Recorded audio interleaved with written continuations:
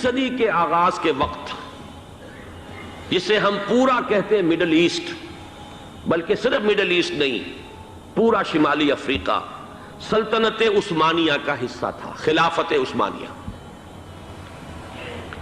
Libya, الجزائر، مصر، پورا حجاز، یمن، پورا عراق، شام، اور یہ شام ہی کے حصے ہیں در حقیقت، اردن اور لبنان، یہ سب، یہ شام عرب، عراق عرب، یہ پورا علاقہ خلافت عثمانیہ یہ اس کا حصہ تھا۔ پہلی جنگ عظیم میں انگریزوں نے عربوں کو بغاوت پر آمادہ کیا، غداری پر آمادہ کیا، انہوں نے خلافت عثمانیہ کے خلاف بغاوت کی، بیج بوئے ان کے دلوں کے اندر نفرت کے، ابھارا انہیں، تم ترکوں کے غلام کیوں ہو، تمہیں خود حاکم ہونا چاہیے، تم کھڑے ہو جاؤ، ہم مدد کریں گے، تم بغاوت کرو، تم ان ترکوں کے خلاف ہماری مدد کرو، ہم تمہیں آزاد کر دیں گے، تم اپنے پاؤں پر خود کھڑے ہو جانا۔ یہ بہت ہی ہمارے لیے دردناک المیہ ہے اس پہلی جنگ عظیم کا۔ کرنل لارنس جیسا شخص، برطانوی استعمار، اور اس کے نتیجے میں عربوں نے بغاوت کی۔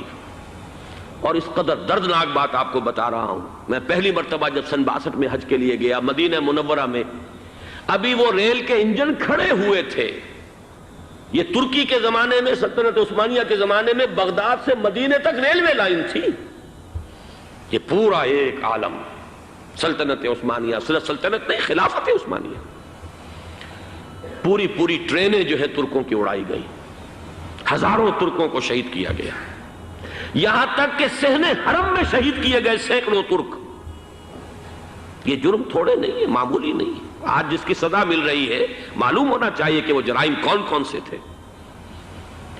اب بھی جو لوگ گئے ہیں انہوں نے دیکھا ہوگا، ترکی کا قلعہ موجود ہے اوپر پہاڑی کے اوپر، حرم کا جو سب سے بڑا دروازہ ہے باب ملک عبدالعزیز، اس کے سامنے ایک لائبریری ہوتی تھی، اب تو غالباً وہ بھی گرا دی گئی ہے، اس کے پیچھے پہاڑی پر ترکوں کا قلعہ ہے پرانا، اس پر توپیں موجود تھیں۔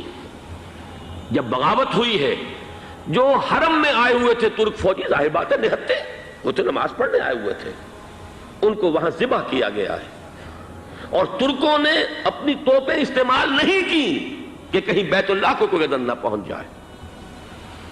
بہرحال یہ غداری ہوئی ہے پہلی جنگ عظیم کے دوران، اور نہ صرف ترکوں پہ عربوں نے کی ہے۔ جیسا کہ میں نے کہا تھا، دو ہیں سب سے بڑے مجرم روئے ارضی کے اوپر امت مسلمہ کے طبقات۔ ہمارا پنجابی سپاہی بھی جا کر انگریزوں کی مدد کر کے ایلن بی کو قبضہ جو لے کر دیا بغداد کا، اس میں ہمارے مسلمان پنجابی سپاہی بھی شامل تھے۔ یہ خون چکاں باب ہے ہماری تاریخ کا اس صدی کا۔ لیکن اس کے بعد سلطنت عثمانیہ کے ٹکڑے ہو گئے، چیتھڑے ہو گئے۔ ایک انگریز نے لکھا ہے یہ جملہ، زہر میں بجھا ہوا جملہ، کہ تاریخ میں یہ بات ثبت ہو جائے گی کہ ایک انگریز نے اس سلطنت کے ٹکڑے کر دیے کہ جو عمر فاروق نے قائم کی تھی رضی اللہ تعالیٰ عنہ۔ یہ پورا عالم، یہ تمام علاقہ کس نے فتح کیا تھا؟ یہ بات ہاتھ بدل گئے تھے، پھر ترک آ گئے، خلافت عثمانیوں کے پاس چلی گئی، لیکن یہ سلطنت تو حضرت عمر رضی اللہ تعالیٰ عنہ کے زمانے سے چلی آ رہی تھی۔ اس کو ایک انگریز کرنل نے، اور اس نے بغاوت پہ آمادہ کر کے عربوں کو اور ترکوں کے پیٹھ میں چھرا ڈھپوا کر ان کے ذریعے سے اور ٹکڑے کر دیے۔ لیکن جب جنگ ختم ہوئی، اب انہوں نے کہا کہ اب ہمیں آزادی دیجئے، تو اب انہیں معلوم ہوا کہ غداروں کو دنیا میں کیا ملتا ہے۔ ٹکڑے کر دیے گئے۔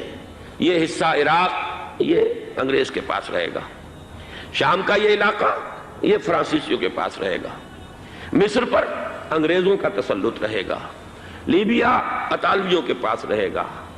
لے دے کر یہ جو علاقہ تھا حجاز، چونکہ وہاں کچھ تھا ہی نہیں، بوادٍ غیر ذی زرع، یہ عربوں کے پاس چھوڑ دیا گیا۔ اس وقت جو بادشاہ ہیں شاہ حسین اردن کے، ان کے دادا سب سے بڑے غدار وہی تھے، لہذا ان کو اس علاقے کی بادشاہت دے دی گئی۔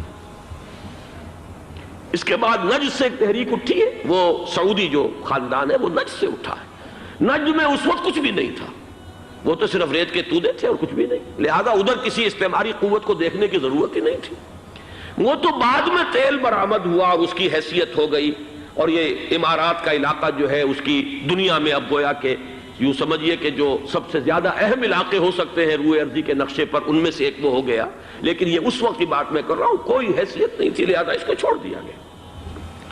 یہ ہے تاریخی پس منظر، یہ لکیریں جو کھینچی گئی ہیں، یہ ایک ملت اسلامیہ کو جو قومیتوں میں تقسیم کیا گیا، پھر نعرے لگوائے گئے المصر للمصریین الشام للشامیین۔ اب شامی ایک علیحدہ قوم ہو چکے ہیں، مصری ایک علیحدہ قوم ہو چکے ہیں، عراقی ایک علیحدہ قوم ہو چکے ہیں۔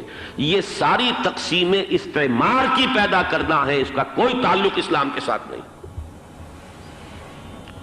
اب ضرورت تو اس بات کی تھی کہ استعمار کے پنجے جب یہاں سے کچھ ہٹے، دوسری جنگ عظیم کے بعد ایک دور آیا، امریکہ ابھرا ہے دنیا کی عالمی سطح پر سیاست میں، اس کے ہاں کچھ آزادی کے تصورات تھے، اس نے بھی سپورٹ کیا۔ برطانیہ کمزور ہو چکا تھا، وہ اتنے بڑے علاقے کو اب ہولڈ نہیں کر سکتا تھا۔ ہندوستان بھی آزاد ہوا، پھر یہ کہ اور دوسرے علاقوں سے بھی اس کو پسپائی اختیار کرنی پڑی۔ استعمار کے پنجے جس طرح بھی ہوئے، ان کے سینوں سے، عربوں کے سینوں سے جو ہے گویا کہ وہ ہٹے، لیکن امریکہ نے ایک اپنی بہت بڑی حکمت عملی جو اختیار کی، عالم عرب کے سینے میں اسرائیل کا خنجر پیوست کر دیا، تاکہ یہ کبھی آزاد نہ ہو جائیں، ہمارے انگوٹھے تلے رہے، ہماری پالیسی گون کرے۔ یہ استعمار کا دوسری جنگ عظیم کے بعد، جہاں برطانوی استعمار، فرانسیسی استعمار رفتہ رفتہ یہ ہٹنے شروع ہوئے۔ صدر ناصر نے انگریزوں کو اٹھا کر پھینکا میڈیٹرینین میں اور دوسرے جگہوں سے، الجزائر نے آزادی حاصل کی فرانس سے، اطالویوں سے جو ہے لیبیا والوں نے آزادی حاصل کی، یہ ہو گیا، لیکن ایک خنجر پیوست کر دیا گیا اسرائیل کا سینہ عرب میں۔ اس صورتحال میں ظاہر بات ہے کہ ایک تو بڑی آئیڈیل پوزیشن تھی کہ پورا عالم اسلام متحد ہو، لیکن وہ تو بہت دور کا خواب معلوم ہوتا ہے۔ علامہ اقبال سے بڑا کوئی نقیب نہیں ہے ملت اسلامی کی وحدت کا۔ ایک ہو مسلم حرم کی پاسبانی کے لیے، نیل کے ساحل سے لے کر تا بخاک کاشغر، لیکن انہیں بھی اپنے لیکچرز میں کہنا پڑا کہ اس وقت جو صورتحال ہے، پورے عالم اسلام کی ایک وحدت بن جانا تو تقریباً ناممکن نظر آ رہا ہے۔ اگر کسی طرح ایک common wealth of Muslim nations وجود میں آ جائے تو بھی بڑی کامیابی ہوگی، لیکن اس سے بھی پہلے یہ تو زیادہ آسان تھا کہ عالم عرب ایک وحدت کی شکل اختیار کر لے۔ یہ تو ایک قوم ہے، اکثر و بیشتر ایک نسل یا زیادہ دو نسلیں کہہ دیجئے، شمالی افریقہ میں بربر نسل بھی ہے، باقی تو سب عرب ہے۔ یہ پورا عالم ایک نسل، ایک زبان، پورے اتنے رقبے کے اوپر بولے جانے والی ایک زبان، یہ تو ایک ہو جائے۔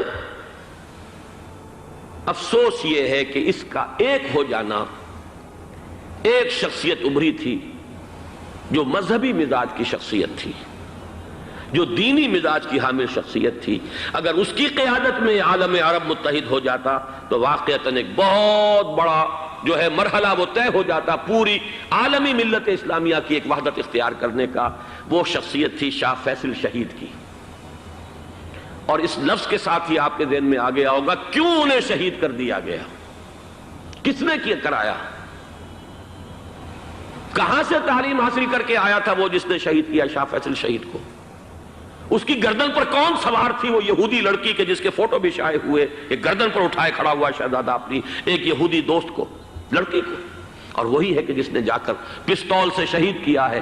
جان میں اچھی طرح جان لیجئے، جیسے بارہا میں نے عرض کیا ہے کہ حضرت عمر کو شہید کرنے والا کہنے کو ابو لولو فیروز تھا، لیکن اس کے پیچھے پورا ایرانی نسل پرستی کا جو پورا پس منظر ہے، اسے تو ہر شخص جس کی ذرا بھی نگاہ جو ہے جو صرف منظر کو نہ دیکھ رہی ہو، پس منظر کو بھی دیکھنے والی ہو، وہ تو جان لے گی کہ ابو لولو فیروز ایک فرد کا نام نہیں تھا، وہ ایران کا انتقام تھا عالم عرب سے۔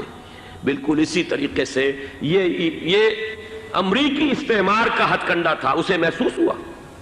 شاہ فیصل مذہبی مزاج کا شخص یہ ابھر رہا ہے، اور یہ شاہ فیصل کی حکمت عملی کا ذرا آپ اندازہ کیجئے۔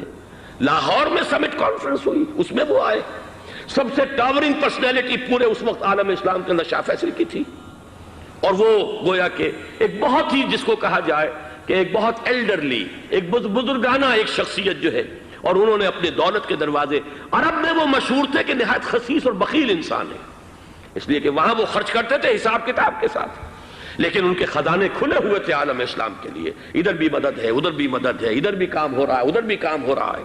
پھر انہوں نے تیل کا ہتھیار استعمال کر کے ایک دفعہ امریکہ کو دن میں تارے دکھا دیے تھے، لہذا ان کا ہٹایا جانا سین سے یہ امریکی استعمار کے لیے لازم تھا۔